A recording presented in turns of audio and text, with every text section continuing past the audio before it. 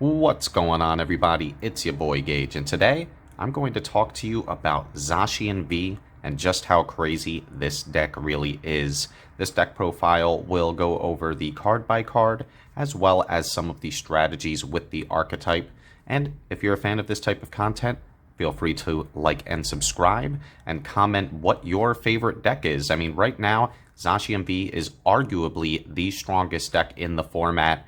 Right now, I am not playing the strongest variant. I actually decided to go just a little bit of a more pure build, but I also am playing a few other tech cards as well. So without further ado, I'm just going to go ahead and hop right into it. So, of course, the main Pokemon that you will be going into is, of course, Zacian V. Incredibly powerful. I mean, it's able to do over 230 damage with the Brave Blade attack, which requires just 3 metal energy, which is very easy for this Pokemon to do. It can attack the following turn, but if you get multiples of Zacian set up, you can go into one, hit for 230, and then just swap into another one and hit for 230 to bypass the not being able to attack restriction. The biggest and most powerful part of Zacian is the fact that it has access to Intrepid Sword, which, once during your turn, you can look at the top 3 cards of the deck and attach any metal energies that you find and add the rest to your hand. So he's great at accelerating energy onto your Zacians and at being able to get more cards into your hand. And that is a very, very strong ability. It's what the entire deck centers around. So that is why I'm maxing out at 4 copies and why he is as broken as he is. I am also playing Lucario and Melmetal. So here's the thing. The reason that Zacian is at the top of its game right now is because it has easy access to Arceus Dialga, which is one of the most powerful and broken cards in the game currently. It gives your Pokemon the chance to take an extra prize card every single time you take a knockout. Zacian is taking out knockouts like that. So even for basic Pokemon, you are going to be taking at least 2 energy, and that's 2 prizes, and that's why Zacian is as powerful as he is with Arceus Dialga. However, it is kind of just a little too broken for friendlies. Most of the time, I'm just playing with my friends, and I'm, playing with my girlfriend, and that card is almost too unfun. Whoever is able to establish it first really has a huge advantage. So for the purposes of just playing with friends, I cut it.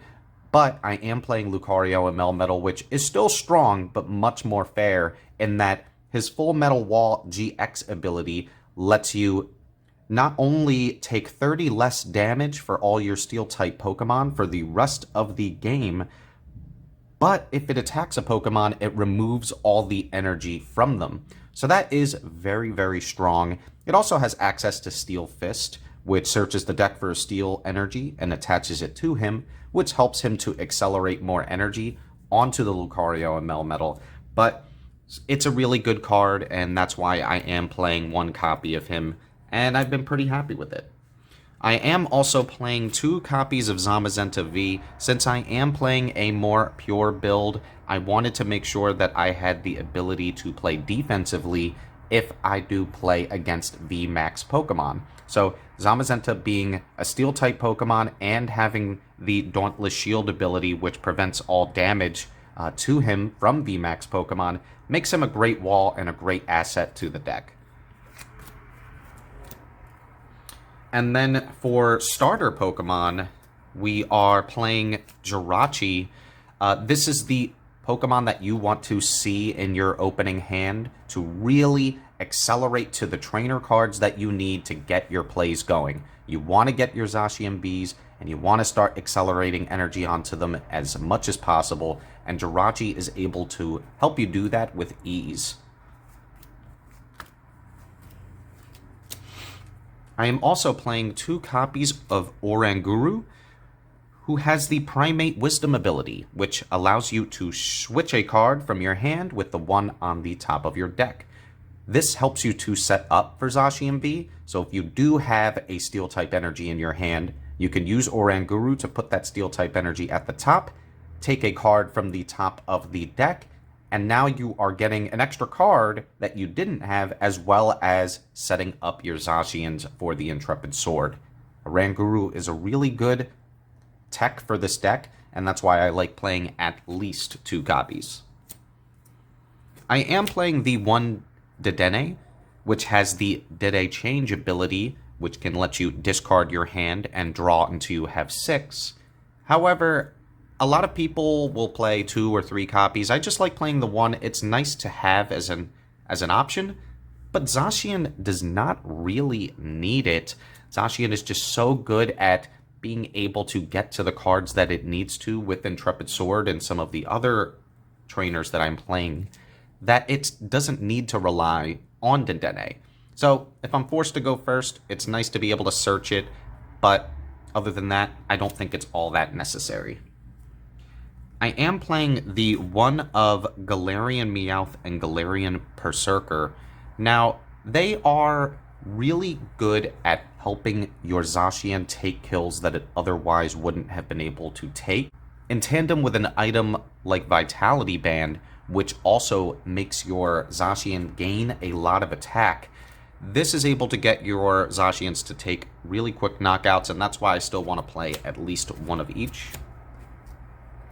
And now for the supporters. So I am playing Professor's Research, one of the most powerful draw cards in the game, letting you discard your hand and draw 7. This is really one of the reasons why you don't necessarily need to max out on Dendenes, because most of the time you are going to have access to Research, and that will help you see the cards that you need to get to. On top of that, we are also playing 4 copies of Marnie, which lets both you and your opponent shuffle your hands into the deck. However, you draw 5 and your opponent draws 4. This is really used for, of course, getting to the cards you need, but also disrupting your opponent so that just in case if they're getting a lot of cards into their hand, you could just deny them the access to those resources and have them shuffle their hand back. And yeah, it's still a really strong play, and that's why I am playing 4 copies of her. I am also playing 2 Boss's Orders. I feel like it's a requirement at this point to play cards that allow you to get into the Pokemon that you want to knock out. Like I mentioned, Zacian is able to knock out with ease. One of the biggest drawbacks of Zacian is the Pokemon's ability to just be switched into the bench. So by having Boss's Orders at your disposal, even if your opponent tries to retreat and go more defensively, you always have an option to be able to bring out whatever you want to knock out and just knock it out with the Zacian. So Boss will always be a good option. And I'm not playing 4 of the bosses just because I'm also playing Cynthia and Caitlin. I would rather have access to less bosses if it means I could just grab it back with Cynthia and Caitlin and have the draw power. This lets you also discard a card to draw 3 cards. So I figure, okay, I could play more copies of Boss's Orders, but I could just play Cynthia and Caitlin instead and have access to recycling my Boss's Orders in the discard pile, as well as getting access to greater draw power. And now, as you saw, Zacian requires 3 metal energy, and you're able to get that on him really, really fast with cards like Metal Saucer. Metal Saucer is strong because it lets you attach an energy from the discard pile to one of your bench Pokemon. So most of the time, you're going to have your Zacians in the bench, and you're just going to be loading them up by either hard putting the energy from your hand or by using the Metal Saucer and recovering them from the discard pile. The only bad part about Metal Saucer is that it does attach only to the benched Pokemon, so that could be detrimental in situations where you really want an energy onto the Zacian in the active spot, in which case you're going to have to hope to just hard put a Steel-type energy from your hand, or you will be forced to switch out in order to get energy onto him. Because sometimes if you go for Intrepid Sword, yes, it gets you your energy, but it ends your turn. So you can't necessarily attack with it in a situation where you might be dead if you don't attack. On to the Searchers, we are playing 4 copies of Quickball. Getting access to all of your Zacian is imperative, as well as your Lucario and Melmetal. So having the Quickball is pretty standard in most decks, I'd say. We're also playing 2 copies of Crushing Hammer for the utility. You really want to deny your opponent as much as you can from establishing their energy. Sometimes the game can just be determined by that one extra energy that your opponent needed. We are also playing 2 copies of Energy Switch in those instances that I brought up earlier, where if you have a Zacian in the active spot that needs a Steel-type energy, but you only have access to Metal Saucers, you can use Energy Switch and just switch it from the Pokemon in your bench to the active spot, in which case you will get the energy that you need. I'm also playing 2 Vitality Band, like I mentioned earlier. This in tandem with the Galerian Meowth and the Galarian Berserker means that your Zacian is going to be hitting for, I believe that's 260 damage, which is insane. 10 shy from knocking out even a Charizard tag team. So I like playing these because they are really good utility cards.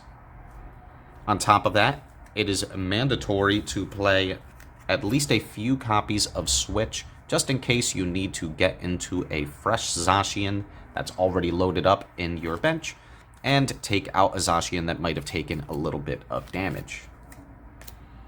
And then the last tech card I'm playing is Ordinary Rod. If you want us to put back any energies from the discard pile, or any Pokemon like your Zacians from the discard pile back in the deck, you can use Ordinary Rod to do it with ease.